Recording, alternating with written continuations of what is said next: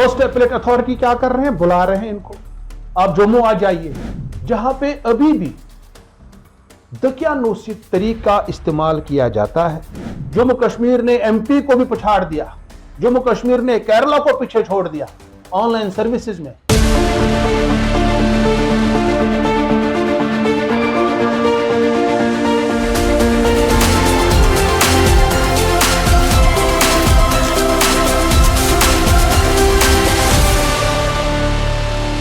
नाजरीन अस्सलाम वालेकुम, आदाब। इंकिशाफ के ताज़ा शुमारे में आपका खैर मकदम है।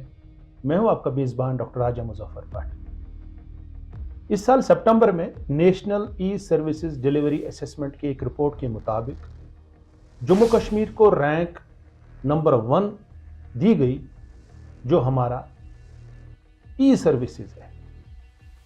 जम्मू कश्मीर ने मध्य प्रदेश और केरला को पीछे छोड़ दिया जहां तक हमारे ई सर्विसेज का ताल्लुक है। इस वक्त जम्मू कश्मीर के अंदर तकरीबन 1000 से ज्यादा सर्विसेज ऑनलाइन फराहम की जा रही है, सरकार का यह दावा है। और सितंबर में जब यह सर्वे किया गया था, उस वक्त तकरीबन जम्मू कश्मीर में 1028 सर्विसेज ऑनलाइन अवेलेबल थी और मध्य प्रदेश के पास उस वक्त जो एमपी है 1000 के आसपास, और केरला के पास उनके पास 911 सर्विसेज ऑनलाइन है।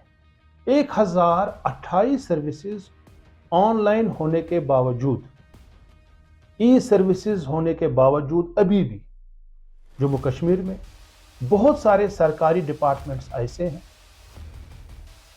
जहां पे अभी भी दकियानूसी तरीका इस्तेमाल किया जाता है और आवाम को डिजिटल प्लेटफॉर्म से ना तो इंफॉर्मेशन दी जाती है, इवन केस हेयरिंग्स के लिए जो खासकर आरटीआई के हवाले से जो एप्लीकेशंस की जाती हैं, उसके बाद जो अपीलें फाइल होती हैं, आरटीआई अपील्स को की हेयरिंग के लिए लोगों को श्रीनगर से जम्मू बुलाया जाता है। एक लेटर है, ये जारी किया गया है, जो हमारा health and medical education department है। इसके जो एडिशनल सेक्रेटरी हैं राजेश्वर सिंह चाड़क, एडिशनल सेक्रेटरी हैं health and medical education department के। He is also designated first appellate authority under RTI act. कानून जो आरटीआई का है उसमें जो फर्स्ट अपीलेट अथॉरिटी है मुश्ताक अहमद खान साहब हैं। इन्होंने कोई आरटीआई फाइल किया था health and medical education department को।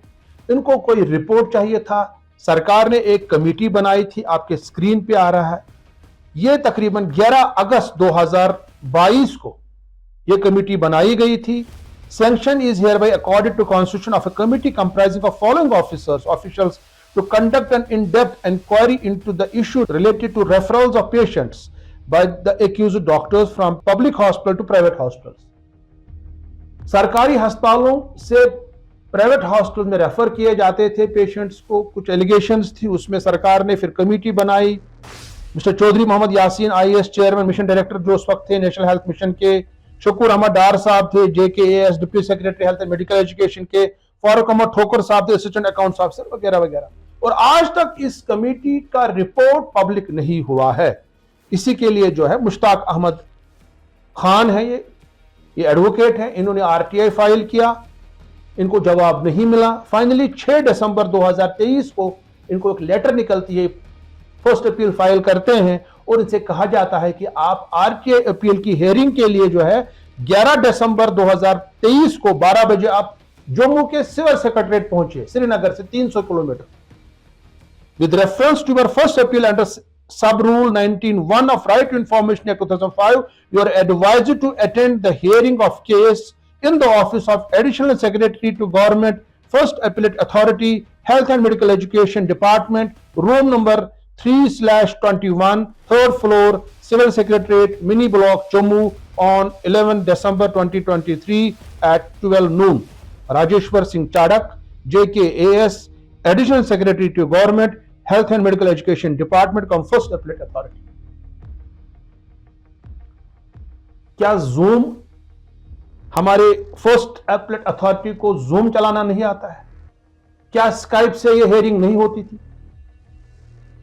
मतलब स्काइप से भी हेयरिंग कर सकते हैं, जूम से भी हेयरिंग कर सकते हैं, गूगल मीट से भी जो है आपकी हेयरिंग हो सकती है, आप वेबएक्स से भी कर सकते हैं। इतने प्लेटफॉर्म हमारे पास, सिंपली आप व्हाट्सएप कॉल से भी कर सकते हैं।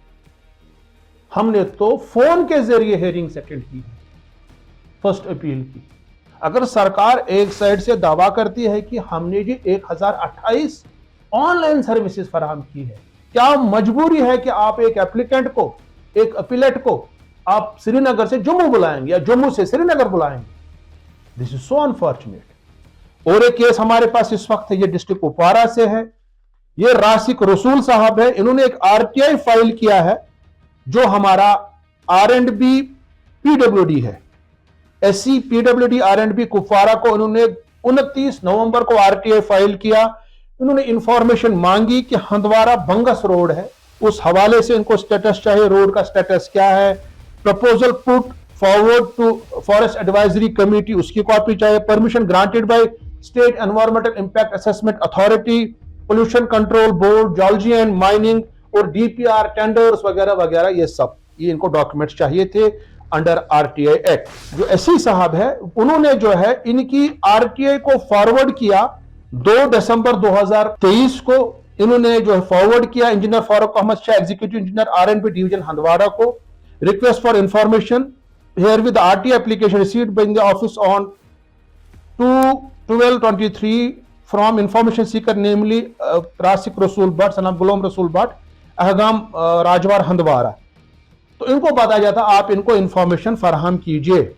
उसके बाद जो एग्जीक्यूटिव इंजीनियर हैं R&B डिवीजन हंदवारा के, वो चिट्ठी लिखते हैं इनको। वो तो असल में 5 दिसंबर को चिट्ठी लिखी, इन्होंने इस पे 5 मई कर दिया है, 5 लिखा है, ये गलती से हो गया, टाइपो एरर होगा ये।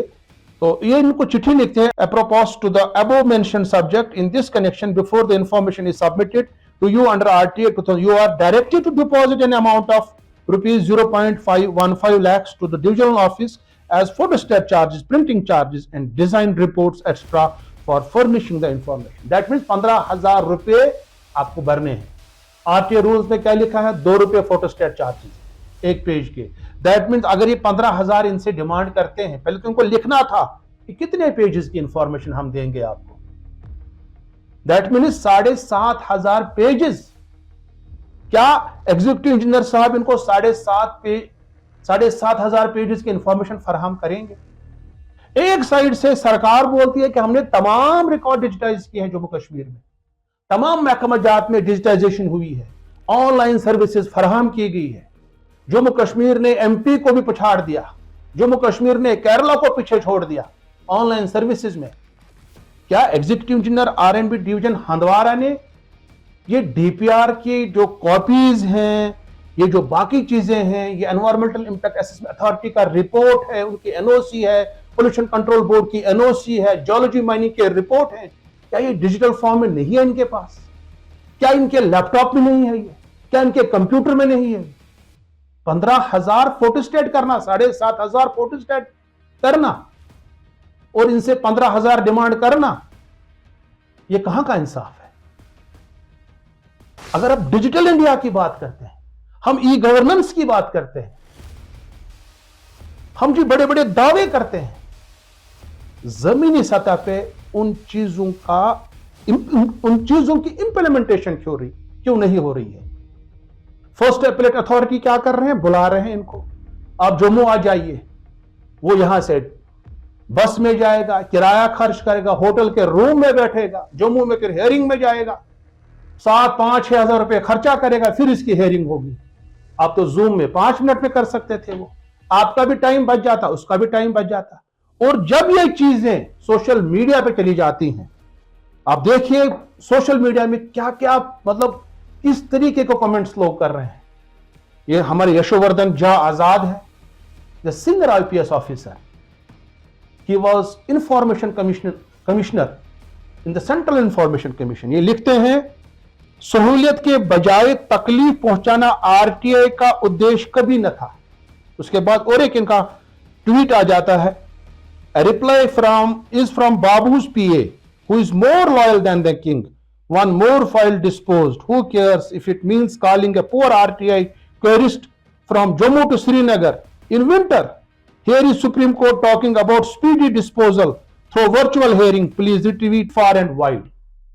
ये बोलते हैं कि सुप्रीम कोर्ट तो बोलता है कि आप जो है वर्चुअल मोड का इस्तेमाल कीजिए। हम भी जाते हैं सुप्रीम कोर्ट में हेयरिंग्स पे, नेशनल ग्रीन ट्राइब्यूनल में कितने केसेस मेरे हैं, हम तो वर्चुअल मोड में अपियर होते हैं।